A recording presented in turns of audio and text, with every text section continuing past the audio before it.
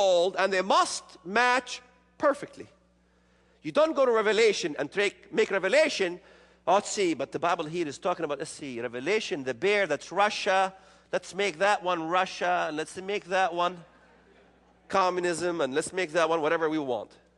That's why there's so much interpretation out there. So that's the 7 heads. They are all at the same time. The woman rules from the desert with her false religion. It's a city that rules this. All of them, everything, all the harlotry towards these nations is coming from the desert. Now, the woman has a cup of wine in her hand. And the kings of the earth are drunk from this wine. It has this in abundance. Okay? The abundance of her delicacies. And the earth is drunk and they wax rich as a result. Something ringing a bell in your antennas? It's both. And that oil causes also the blood of the saints to be shed. This is why in Joel 3, when you go to Joel 3, it talks about the judgment, right? When God judges the nations, what do he judge them for? In Joel 3, he tells them. Joel 3, I will gather all nations into, right? We just expressed that one. On the account of my people, my heritage, Israel. He judges the world for dividing Israel and mistreating the Jewish people. Look what it says. Verse 3, they have cast lots for my people, have given a boy as payment for a what? Harlot. What's the woman riding the beast? She's what? Harlot. She's the harlot of Babylon, the prostitute. And sold the girl for what? Wine. The prostitute and the wine is in the same verse in Joel chapter 3. And then he goes on verse 4. Indeed, what have you to do with me, O Tyre and Sidon? Lebanon, Hezbollah.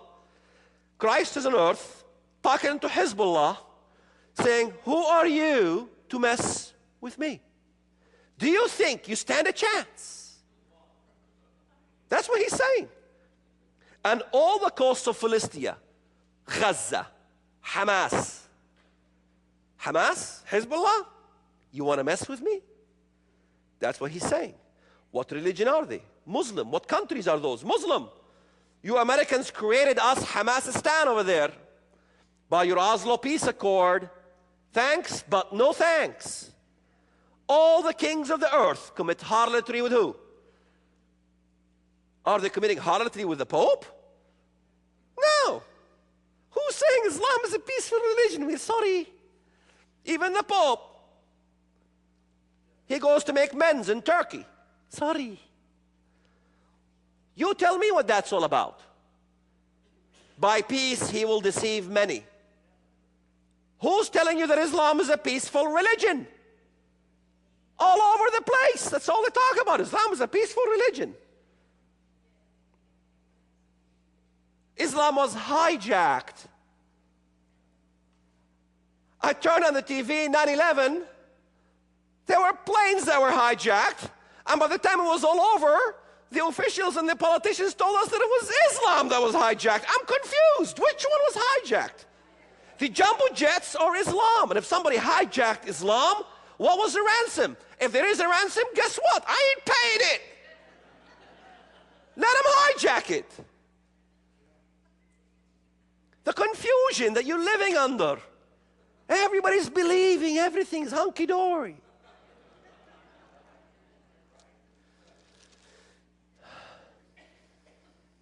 Verse 17 in Joel 3, even so you shall know that I am the Lord your God dwelling in Zion, my holy mountain. Verse 19, Egypt shall be a desolation, and Edom a desolate wilderness, because of violence against the people of Judah.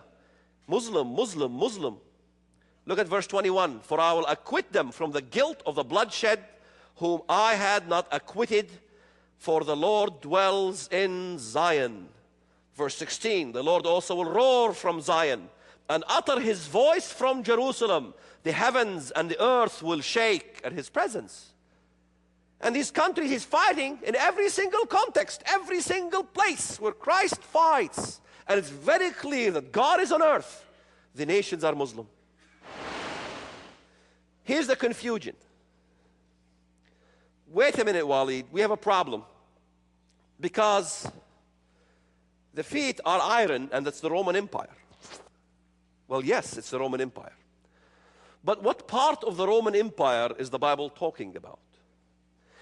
So the question is, the coming entity that is going to come and wreak havoc on the earth, is it a revival of an Egyptian empire? Yes. Yes. Not no. Is it a revival of an Assyrian empire? Yes. Is it a revival of a Babylonian empire? Yes. Is it a revival of the Persian empire? Yes. Grecian? Yes. Roman? Yes. Now, we got to the sixth Rome, right? Who's the seventh? Yes.